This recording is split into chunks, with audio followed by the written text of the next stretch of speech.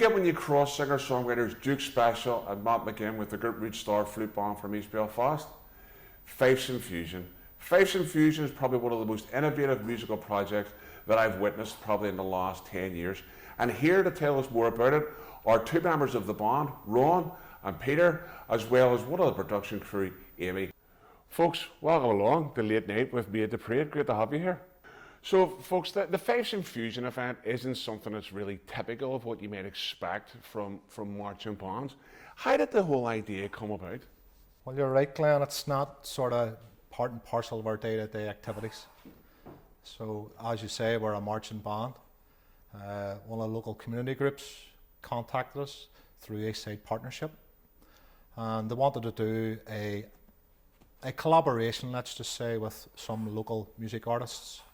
It's something that we didn't know what to expect, what terms of music or what the layout was or what even the structure was. They just had an idea, and the idea was put to us at that time, and we spoke to people, and some people were nervous, some people were going, yeah, let's go, but it materialised from there, from the Eastside Arts.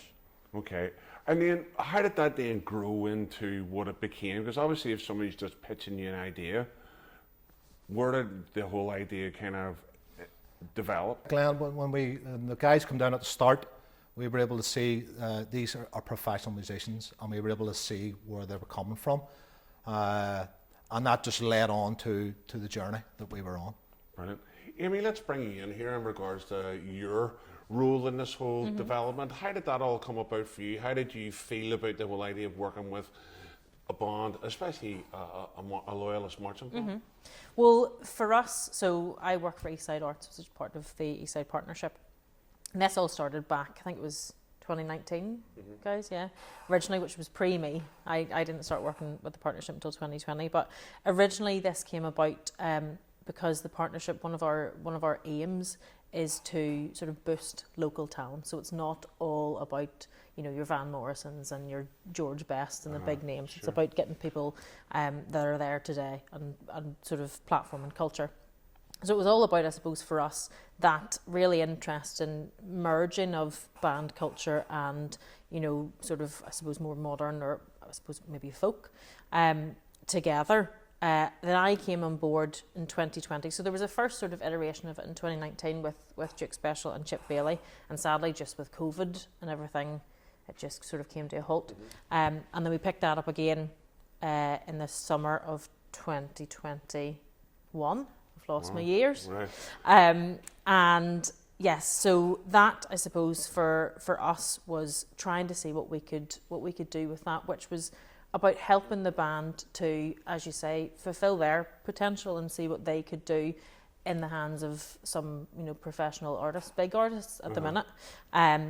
And I suppose for me personally, so I grew up with bands. I was in a flute band from I was about 6 or 7, in Newtonard. So the whole thing sort of felt familiar to me, which I think helped, definitely with myself. But it's always a bit of a tricky one when you go in. I'd never met the guys from the Gertrude Star. I'm not familiar with the bands in East Belfast, so it's always a daunting one when you put a load of folk together in a room. But I suppose for me the exciting bit was just about everything was new. Nobody really knew each other, and what could come from that, and what we as an organisation could help to platform and help to sort of drive forward. Brilliant. I'm really interested in the whole idea of the process in regards to how that worked in regards to blending, like the traditional tunes that come from the band, and then blending that in with original pieces that Duke and Matt were writing. So how did you find that process? Well, Glenn, just for a point, I mean, the Duke Special and Matt McGinn, I mean, firstly, the Duke Special has played on stage with the Jules Holland Show. And on the same evening, Amy Winehouse was playing with the Duke. And Matt McGinn, he's had a #1 album in the RT Irish Church. So these are the caliber people that we had, and they seen us too, So the music evolved with them as well as it evolved with us. So that's one aspect of it. Okay. That's quite strange too, because I can remember when we first sort of discussed the second phase when Amy and Eastside Partnership had stepped in, and I think I actually spoke to Amy about this before, where when we listened to the track that was sent down, it was sort of like a demo of what we could potentially be doing. And when you listen back to it, I don't know where you've listened to it recently, but it's nothing like what it was whenever we first started. You know, I was sitting watching before we started to do or agreed to do this, sitting watching videos from the recording session or the practice sessions, and it was just so different from the very, very first night to what it finished in the Mac Theatre. You know, it was just, I think we had seen what these guys could do, obviously from their music ability, but then I think over time they gradually were able to see that we weren't just a flute band. You know, there was talent there, and they listened to suggestions, they took pieces out, they put pieces in, and it's just like night and day. You know, so from day one the difference was massive in my view. Anyway.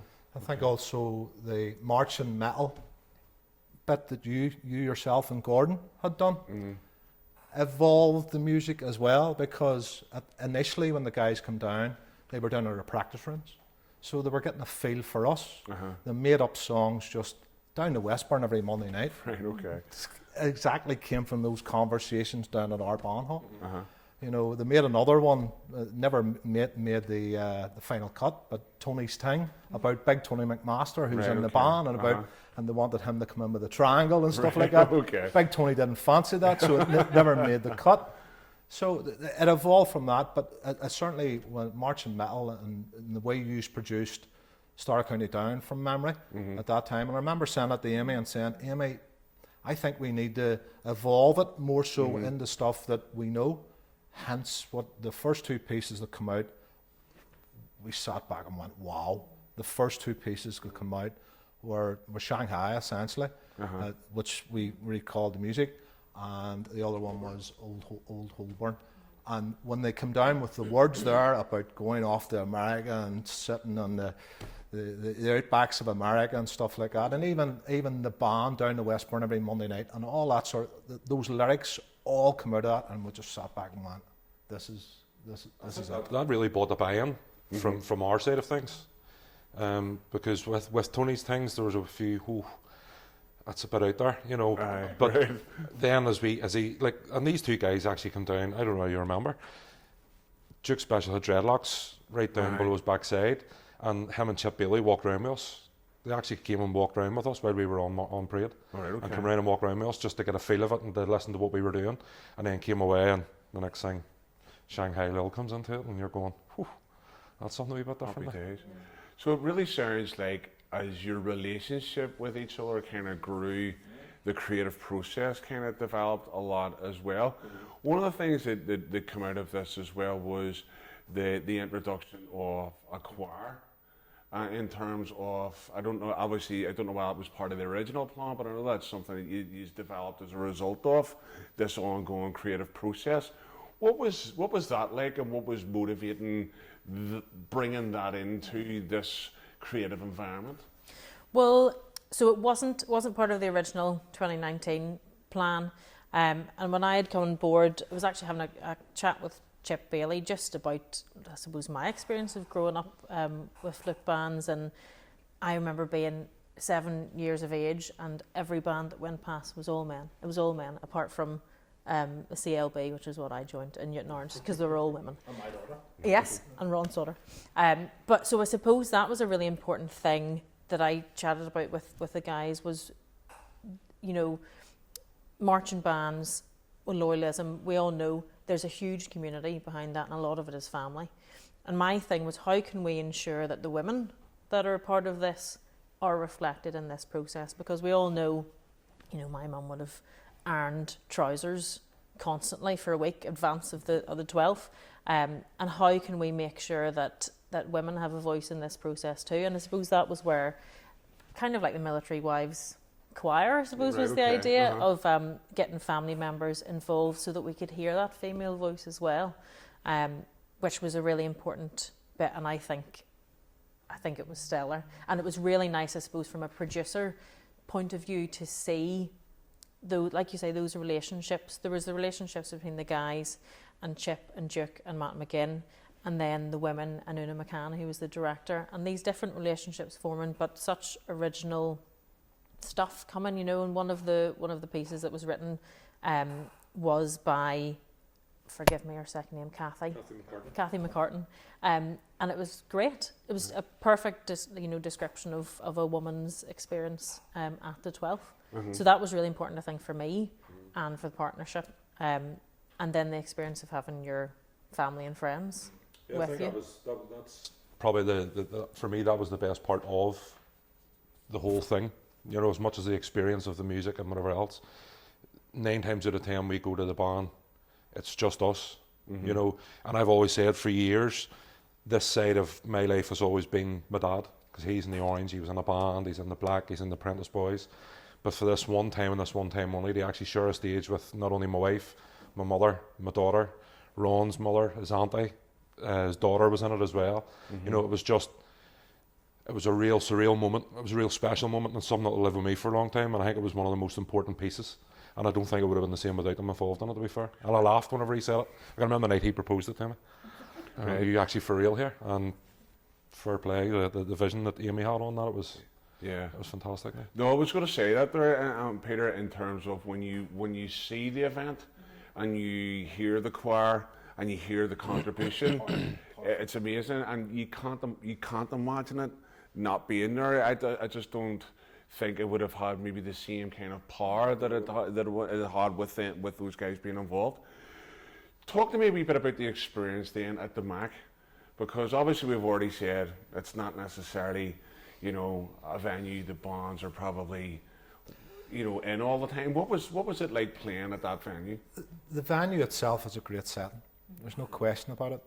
The acoustics in the place and the sound guys that are in the place are total professionals. And I can even remember on the day the bassist Nicky Scott giving, listen, this is the way it is. You know, he's telling them what very, very professional, very, you know, the whole setup was brilliant on that day. Have you anything to add for that? That'll be me cut out there, because I went blank. I think from the minute we arrived in the Mac, I think everyone was welcomed. You know, there was no, I think obviously, yes, there was a natural nervousness around, this is not just walking up Newton Ards Road, this is all, and it was very intimate, you know, the way the room that we were in. And when you actually went in and you sort of, as soon as we opened up the big curtain, you just went, oof, the hands started shaking, the legs were going, but I mean, you were just made to feel at home. You know, there was nobody couldn't do enough for you. And then on the evening itself, just the sound that was generated in the room, everyone was nicely on top of you. You could sort of feel what was going on around you. There was a wow factor. Yeah, there was from the audience. There was a wow and I can remember factor. me and Andy Larmer were sitting. The Matt was doing a piece with the choir where it was just them on their own, and we actually got the chance to go right up to the very, very back of the room and just sit and listen and watch it over. And it was unbelievable. Like, it was amazing just to see all that. I'm sorry I just didn't see that on the night, you know, third person almost, but it was just a completely different experience. You know, something you'll remember for a while. There was definitely an emotional charge in the room. Oh, there was. So there was. You can sense it from anybody I know who was there, and even from watching the DVD that you did of it, you get a sense that something special happened. You know, it was electric. It was, and again, I was on stage for a very, very short amount of time, but I got to sit at the back, and the difference between, you know, I would have been up at rehearsals almost every week, not every week, almost every week, and that just the feeling at the back, and you could hear just conversations going on about, you know, like wows and did you hear that, and did you hear that, did you recognise that march? I think that was what was really nice. You know, to look at the audience, was there was such a big mix of people, folk who would have never in their life gone near a marching band, who were there because Matt McGinn had brought them there. You know, folk who, and the Duke, and folk who would have grown up with that all their life. You know, and I remember my dad saying to me after it, he just felt like he was so included in it, because he could hear the marches that they've played on the road, but they were different, and everything was just a bit. So I just loved watching all the audience sort of be shocked by the whole thing. Brilliant. And I think 2 weeks later, Matt McGinn was playing in the Black Box, and we were sitting. We come down to see Matt McGinn that day. Round, and I've seen the Duke as well after as well. But we were sitting there, and people were coming up to us when we were sitting watching Matt McGinn, saying, "Yous were brilliant." That there made my And openly admitted that the band scene was a million miles away from where they are, what they would believe in, or even look to follow, and they couldn't have praised it enough, you know. And again, even on that day in particular, like taking into consideration a lot of his own fan base was in the Black Box that day. Okay. We went down just as a mark of respect and a thanks and appreciation to him doing what he done with us, and he actually took two songs from our set that we done on the Mac and introduced it to his fan base and put it into his set. And in actual fact, I'm sorry now I didn't think of it at the time, I can't remember the guy's name. It was a fiddle player, and even the difference in sound of the fiddle in the actual song itself, the old hairs and all were standing the back of the neck, you know. It was fantastic. Like, Brilliant. So the point is sort of those pieces that we have done, Matt McGinn could put those pieces out in the church. Yeah. Yeah. So there was the initial response on the night. Obviously, the audience engaged with that. There was some overflow from that in regards to you going to other performances from the artists. What's the wider response been to Fifes Fusion in terms of community, other people getting to hear about it, who didn't turn up, hearing it secondhand? What kind of feedback has there been to you guys about this? Well, see, before we even go there, I mean, see the mental health issues that were going on through COVID. That helped. It helped the women. It helped us. That aspect of it hasn't even been thought of. Yeah. But having practices during the COVID times and stuff like that, it just brought a community, the community back into us again. Yeah. And we're just normal people. Sure. I think the whenever the request came through for the second one, I remember sitting and working. Amy rang me and says, "Oh, it was very good. We're getting great feedback. But how do you feel about doing it again?" I was like, "Oh, another 6 months." But I mean, the people that was involved with it, I think we actually confronted them in the last practice and said, "Look, that there might be an opportunity here to do another one of this." And they were all for it. You know, there were the buzz and the buy-in for doing it again. And I think that's what it was. Whenever the practices all stopped after that, there was like a lull. There was something, and a couple of women, you know, there was something missing. To the point of where when the Thursday night came, they were going, "Craig, we're not going to practice tonight. What do we do?" Yeah. You know. So, but the feedback in general, I was quite nervous around, because it is, you know what it's like within the band scene. Sometimes you try to do something a bit different, and it's either liked or loathed. And I mean, there's people there who don't really have the highest of opinion of certain bands because of rivalries and stuff. Yeah. And I mean, there's people touched out on our Facebook page and could not be paid any more bigger compliments than what we've received. So I think it's went down really, really well. I think it's actually made the band scene open up and look up a wee bit. Yeah. I think personally, that there's a wider aspect of what can be brought into the actual playing ability on the road too. Yeah, I think one of the things that really was key to me, and you've already kind of intimated this as well, was you started to see yourselves as musicians in the same light as the likes of Matt and Duke, and that's not always how bands are viewed, because one of the things that I've been, very keen to promote is ultimately people involved in marching bands are musicians, and absolutely nothing wrong with being a musician first and foremost. And I think you have done a lot in regards to that. Even when you just listening to how you are talking about it, listening to even Amy how you're talking about it, it went a bit deeper than just an event.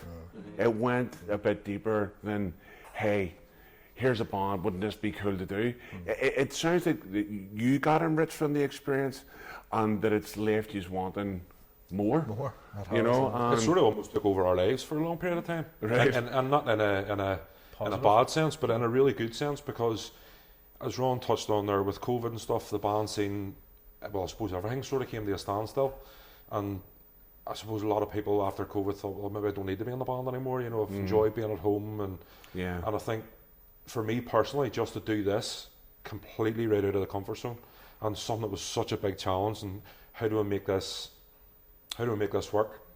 It sort of re-engaged my my interest and that want to be back into to be back into the band scene again. Like it was a brilliant reintroduction out of COVID, if that makes sense. Yeah. Glenn, I had the daughter. The daughter had been doing Zoom calls, so her whole schooling was Zoom calls. So Thursday night was her night that she was actually able, because they were still doing all these Zoom calls for schooling. So a Thursday night to her was her night that she was able to get out, and it was great to get. It does help with people's mental health. There's no question about it. Definitely.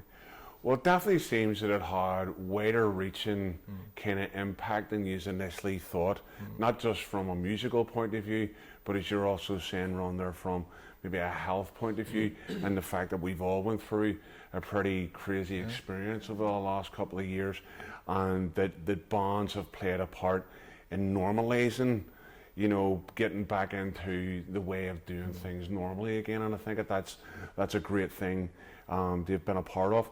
And one of the things I'd like to do is just that the comedians on probably creating one of the most innovative events that I've seen in a long time. And I just thought it was amazing. From the moment I heard it, I couldn't get to the event itself, but when I heard what you were up to, I was like, this has got the potential to be unreal and amazing. And it definitely seems like that's been the case. Folks, thank you very much for taking the time out to come on and share about this and give a wee bit more of an insight in terms of what happened for you through that process. And I hope you do something like this again in the future, folks. Thanks very much. Thank you. Thank you. Thank you.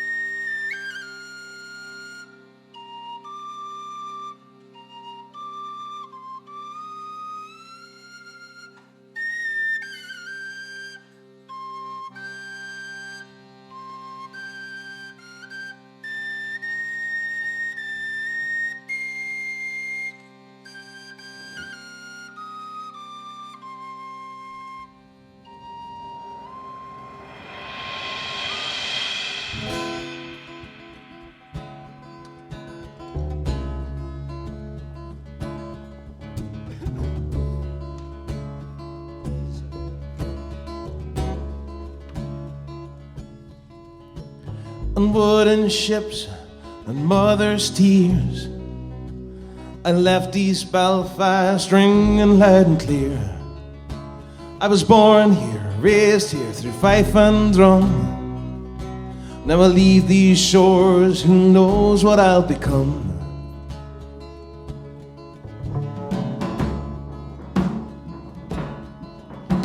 In Wild West towns, the church bells rang. My melody was in the hymns they sang. In the mountains, the Ozarks, they took to me. Some played me with a banjo upon their knee.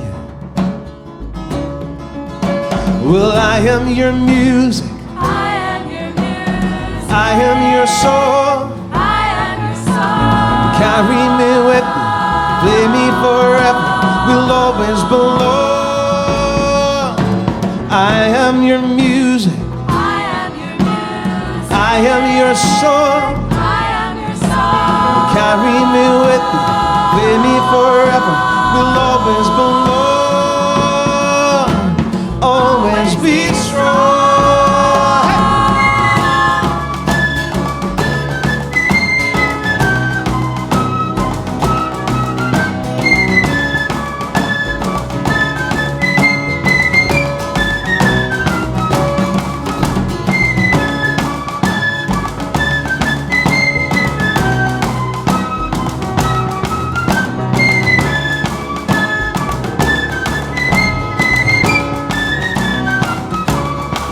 Well, I'll leave you now, here's to old Lang Syne, marching, dancing to the speed of thine.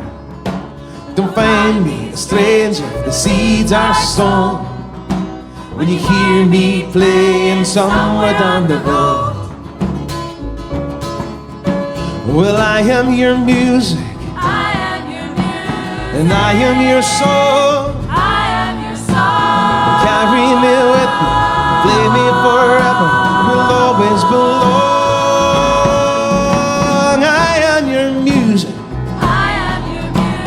I am your sword. I am your song. Carry me with you, play me forever. We'll always belong, always be strong.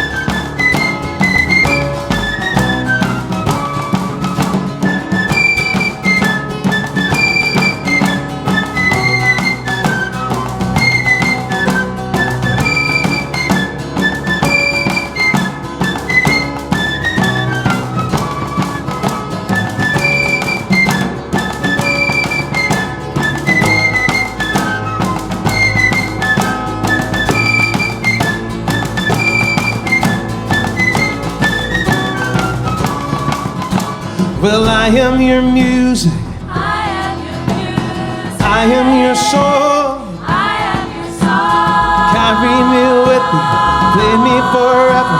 We'll always belong. I am your music, I am your music. I am your song. I am your song. Carry me with you, play me forever. We'll always belong, always be strong.